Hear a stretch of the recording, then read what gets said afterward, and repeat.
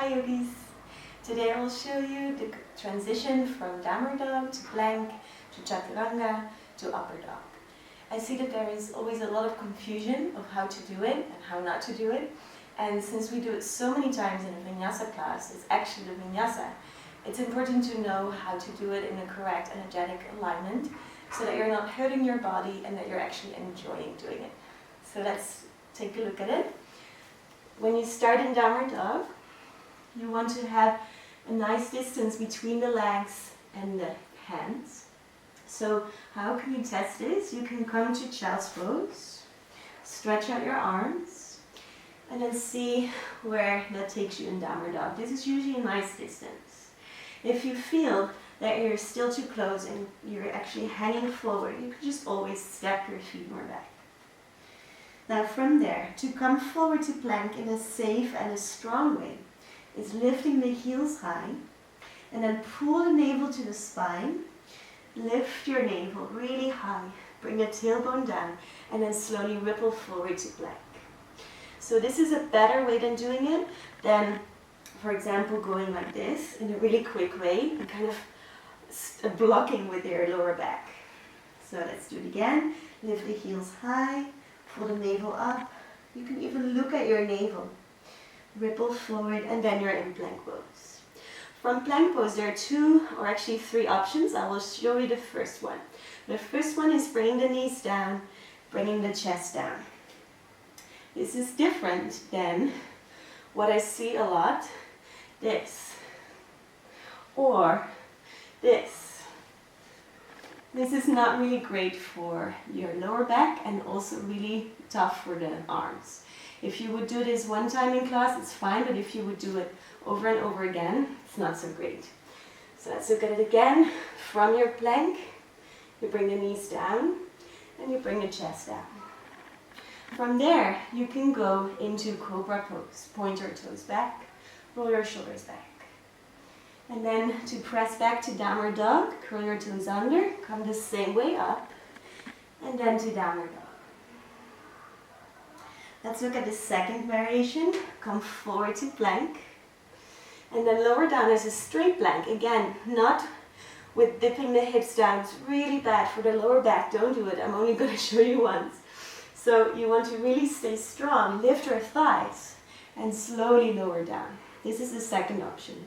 Then from there, point the toes back, come to cobra, and exhale, downward facing dog, either through hands and knees or through a straight plank, which I'm also going to show you just once because I'm not so great at it. The third option, coming forward, and then move to chaturanga. So this is actually a separate video that I made for you. You can look at it. You're going to shift forward and then bend your elbows. Shoulders are in line with the elbows and the heels. And then lift smoothly to upward facing dog. Or if it's too much, you can also go here and then down to cobra. And then press back to downward dog.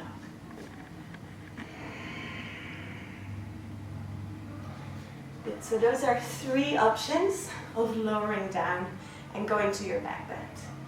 Now the transition from your back bend back to downward dog, I will take a little bit more time with that as well, because that's where you sometimes kind of give up because you've done the whole chaturanga thing, the whole back bend thing, and your body just kind of feels, oh, it needs to pull back and it's really hard. So what you want to avoid is pulling back with the lower back. You want to try to use the core when you press back. So I will show you how it's not done, but how I see it happen a lot. Let's take the variation of lowering straight down, coming to cobra. And then what I see happen is this. It's almost like the chin is pulling you up. So you're going like a kind of a weird cobra back into downward dog.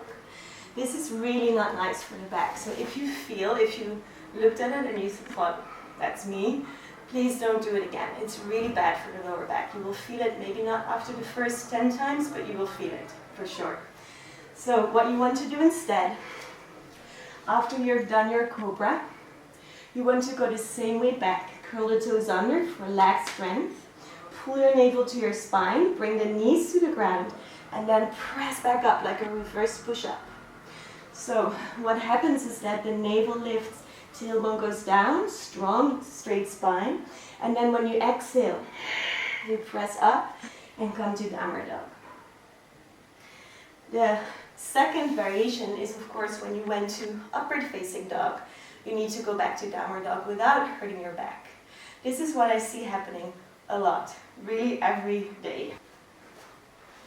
So from your upward facing dog, you go back hanging with the hips and actually pushing back with the hips up first. What you want to do is use your core. I didn't use my core at all. So what you want to do is pull, it's almost rounding back. So you're here, and then you step over the feet. This stepping over the feet is really great. I learned it from Coral Brown. Thank you, Coral. So it's really much better than rolling over the feet, which I used to do as well for years. Sometimes you do things and nobody tells you that it's actually not so great for your body, so you keep on doing that. So just always make sure that you, if you are in doubt, you ask your teacher or you ask me. So those are the variations that you can do. I will show you one more time with first cobra and then with up dog, so you can see the whole thing. Downward dog, ripple forward, strong core. Exhale, lower all the way down. Inhale, cobra pose, shoulders back, elbows in. Exhale, press, reverse push up, back to downward dog. Now the variation with chaturanga and up dog. Coming forward, shift your weight forward, elbows bend.